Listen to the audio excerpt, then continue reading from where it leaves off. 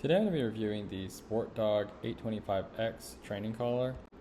I got this collar for my Vizsla, but I'm actually testing it on my Doberman today just to see how well he responds. He is familiar with e-collars and training collars, so he already knows how to do stuff, but I'm just going to use it to reinforce heeling and recall and just see how he does.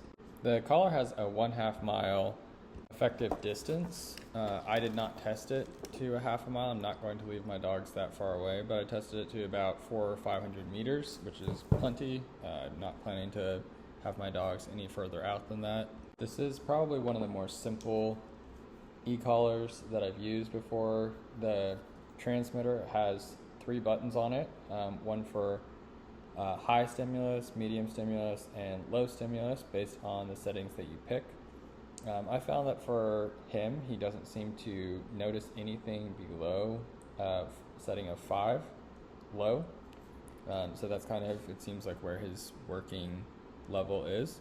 I tried that level on myself and I can definitely feel it. There's a little bit of a prick at level 5. Obviously, you want to use the lowest level of stimulus possible to get whatever result you're looking for. And so maybe I'll try to bump that down over time. But he doesn't seem to really care or respond to much below a 5. I also don't think this collar is specifically designed for dogs that are over 100 pounds. I think there's different collars, slightly more powerful collars that you can get for larger dogs, but this seems to be centered around smaller hunting dogs, like my Vizsla. But since my Doberman's already mostly obedient, I think this collar works okay for him, just as a nudge to remind him that he needs to listen to me. This collar also has vibration and tone settings that you can use. I don't really care to use those too much. I prefer just a low-level stimulus. It doesn't hurt your dog, contrary to what some people might think, as long as you're using it responsibly and you have it calibrated to your specific dog.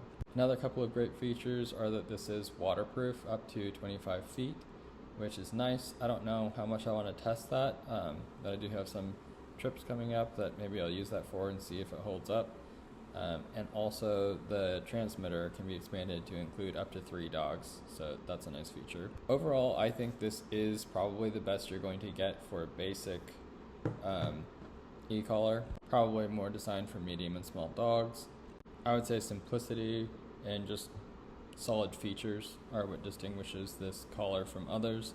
So I definitely think it's worth the money.